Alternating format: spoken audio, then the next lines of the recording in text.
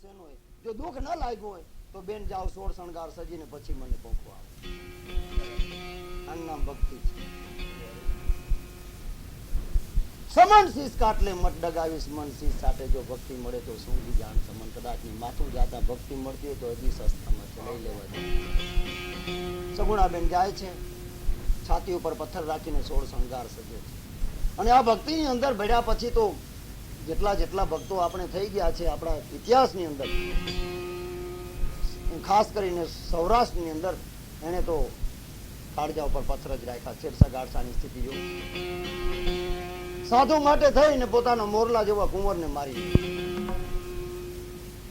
અને માથું ખાંડણિયામાં ખાંડવા માટે થઈને બે માણસ સોળ શણગાર સજીને તૈયાર થાય છે. કારણ કે ભગવાનની આજ્ઞા હતી કે આંખમાંથી એકે આંસુડું ન પડવું.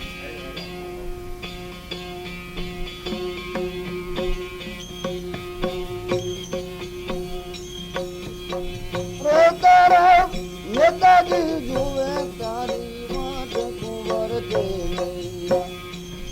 યારે કુંવર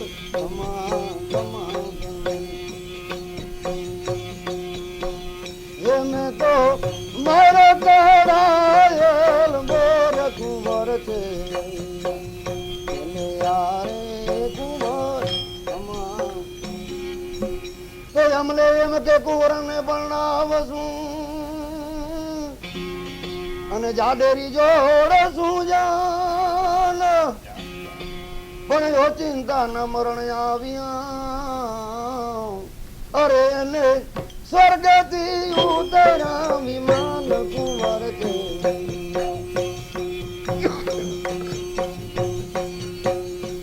એને સ્વર્ગથી ઉતર્યા વિમાન કુંવર છે યારે કુંવર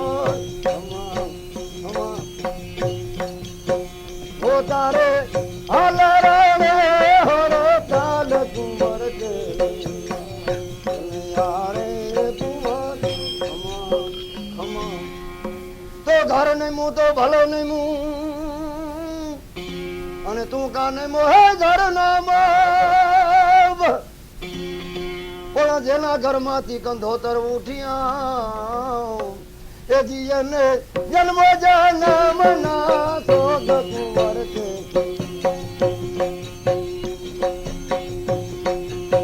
હોયને જન્મ જન્મ ના સોગ કુંવર છે યારે કુંવર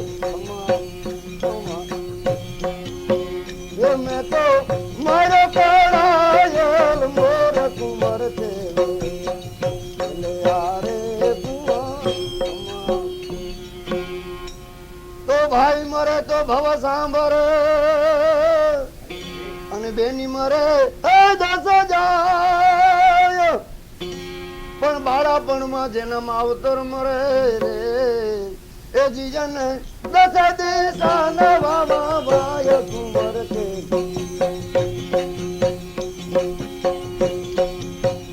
ઓયને દસ દિશા નવા ભાઈ કુંવર છે યારે કુંવર એ મારી ચાકડી ના છડીદાર કુંવર છે યારે કુંવર. શેઠ સગાડસા ને ચંગાવતીની જેમ વજ્રનું કાળજું કરીને સગુણાબેન સોળ શણગાર સજી અને રામદેવજી મહારાજને પોખવા માટે અને રામદેવજી મહારાજને જ્યાં તિલક કરવા જાય છે ત્યાં રામદેવજી મહારાજ કહે કે બેન રાવા દે. ભાણિયો ક્યાં? ભાણિયાને તો બોલાવ. હવે સારા પ્રસંગે ભાણાની તો હાજરી હોવી જોઈએ ને. બસ આટલા શબ્દો સગુણા માટે બસ હતા. સગુણા રામદેવજી મહારાજના પગમાં દ્રોહી પડે, આંખમાંથી આંસુડાની ધાર છે ને ભાઈને કહે છે કે ભાઈ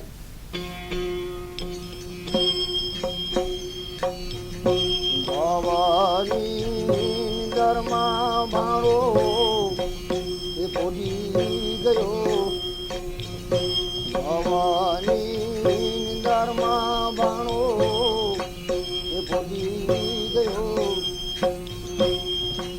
એ હીરો ખોયો મેં તો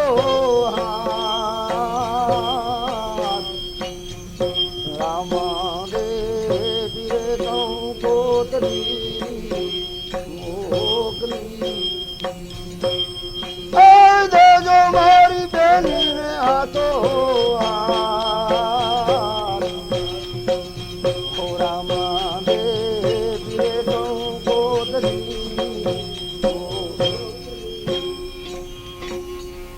ભાઈ તારો ભાણો હવે આવે એમ નથી. એ તો ભવની નિંદરમાં પોટી ગયો, મરી ગયો.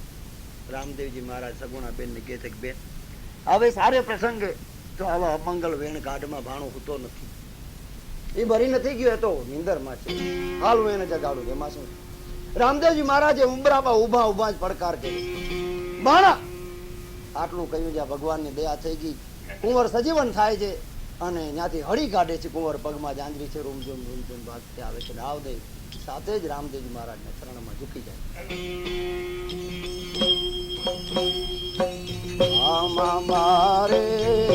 મારે કરતો આવ્યો,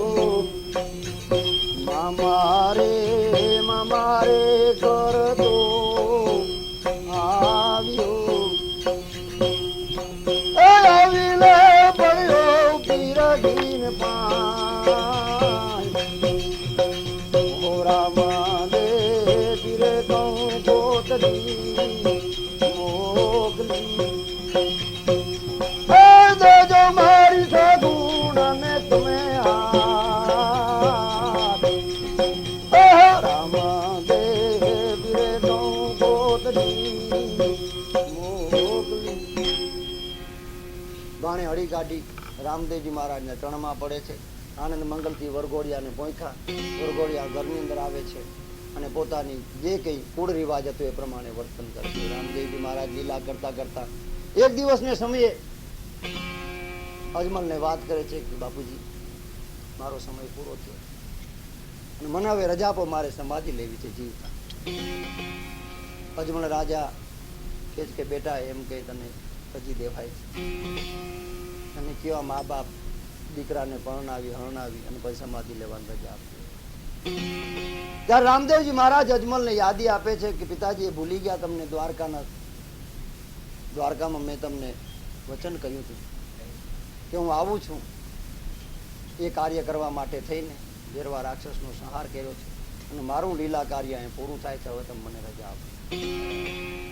અને જ્ઞાન આપે છે અજમલ રાજા. અજમલ રાજાને જ્ઞાન પ્રાપ્ત થયું. આ તો ભગવાન અવતાર લીધો તો અવતાર કાર્ય પૂર્ણ થઈ ગયું છે, રજા આપી.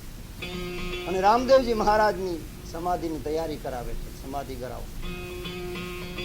આ બાજુ રામદેવજી મહારાજનું આખું કુટુંબ વલોપાત કરે. રામદેવજી મહારાજ લીલોડા ઘોડા ઉપર અસવાર થયા છે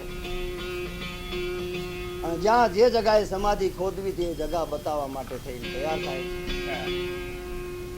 ઘોડા ઉપર બેઠા એટલે માએ હળી કાઢી. માનું દિલ છે. કોઈ રોકી લ્યો, હે રોકી લ્યો રામા પીરને ઓજી. અને રામા પીરની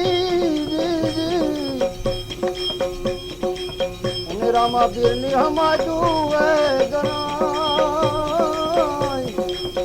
હવે રોકી લ્યો, રોકી લ્યો રામા પીરને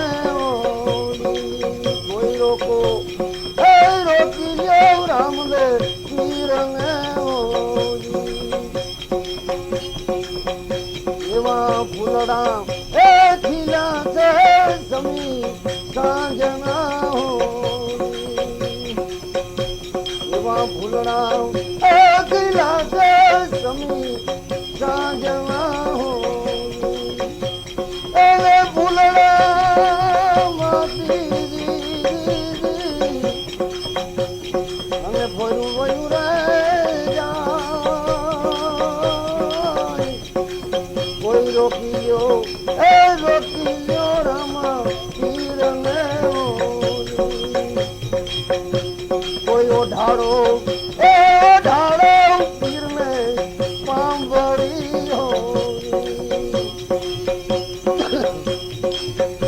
એવા માતા રે એ વડું વે પદને વેદને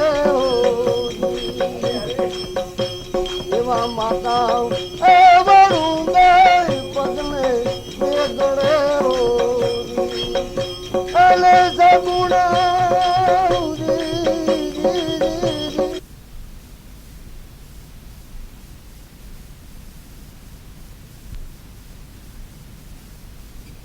રંગ મોલમાં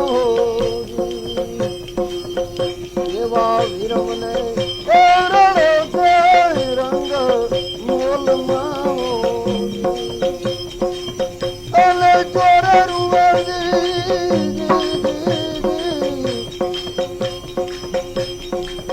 ચોરે રૂવે હે ચારણ ને ભાત કોઈ રોકીયો એ રોકી લ્યો રામા વીર ને એવા હરીને એ ચરણ રે હરજી બોલિયા એવા હરીને એ ચરણ રે હરજી બોલિયા એલે દેજો દેજો દેજો દેજો એ રામદેવ ચરણ હવે રોકીયો એ રોકીયો રામદેવ રામદેવજી મહારાજ પોતાની સમાધિની જગા નક્કી કરવા માટે થઈને આવે અને કે છે કે અહીં ખોદો. સમાધિ ખોદવાની તૈયારી કરી તો વાંચી ડાલીબાઈ અને હરિજન ધર્મના બેન હતા. હરિજનબાઈ એને હળી કાઢી. રામદેવ આવા દે જગા મારી છે. રામદેવજી મહારાજ કે જગત એમ માનશે એનું પ્રમાણ બતાવો બેન. કે ભાઈ અહીં ખોદાવો. કંકુ કાંસકી ને આટી નીકળે તો જગા મારી નીકળે તમારી જગા ખોદી અને ખોદતા વેદ કંકુ કાંસકી ને દોરાની આટી નીકળી. રામદેવજી મહારાજ કે બેન તું હાચી છો, આ જગા તારી. આટલું કેતાની સાથે જ એ ધર્મની બેન હતી ત્યાં હમાઈ જાય છે. ડાલીબેન હમાત પેલા લઈ લે છે રામદેવજી મહારાજ. રામદેવજી મહારાજની સમાજ ખોદાઈ ગઈ છે. સાધુ સંત સમાજ આખું ગામ પોકરણા જ ભેડું છે. નાળિયેર સાકર ધરાણા ને રામદેવજી મહારાજ વડીલોને પ્રણામ અને સેવકોને આશીર્વાદ દેતા દેતા ધીમે પગલે સમાધિની અંદર પ્રવેશ કરે.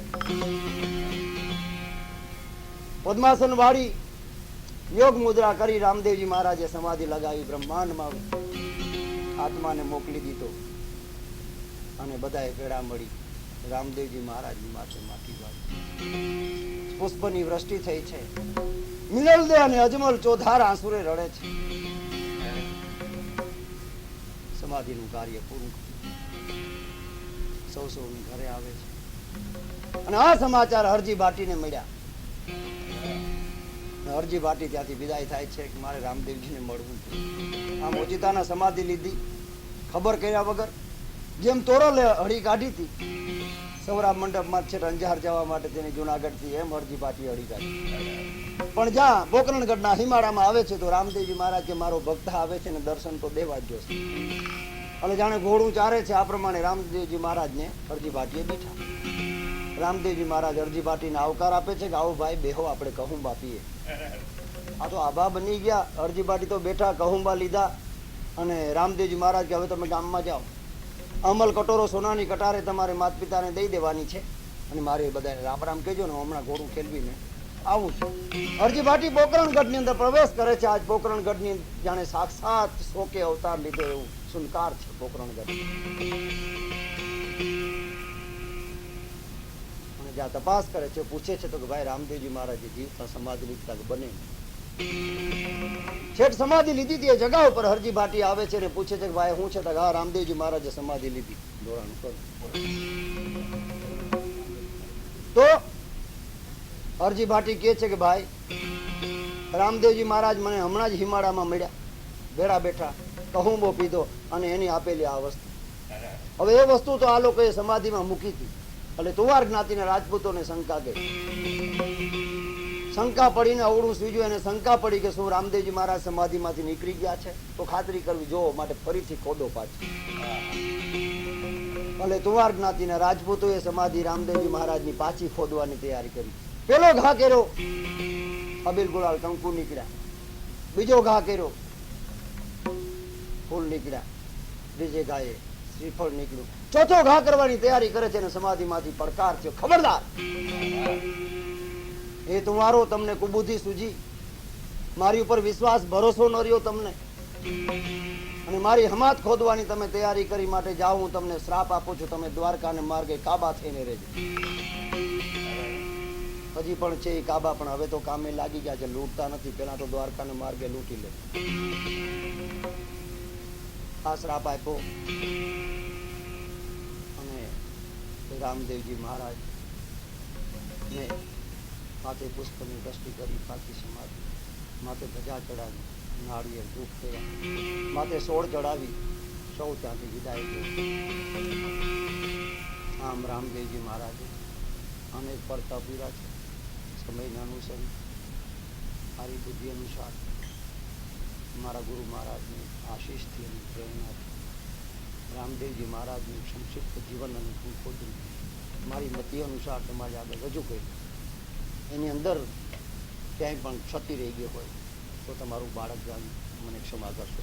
બોલો રામદેવજી મહારાજ કી, સતગુરુદેવ કી, અંબે માતા કી, નમઃ પાર્વતી પતે, હર હર મહાદેવ, હર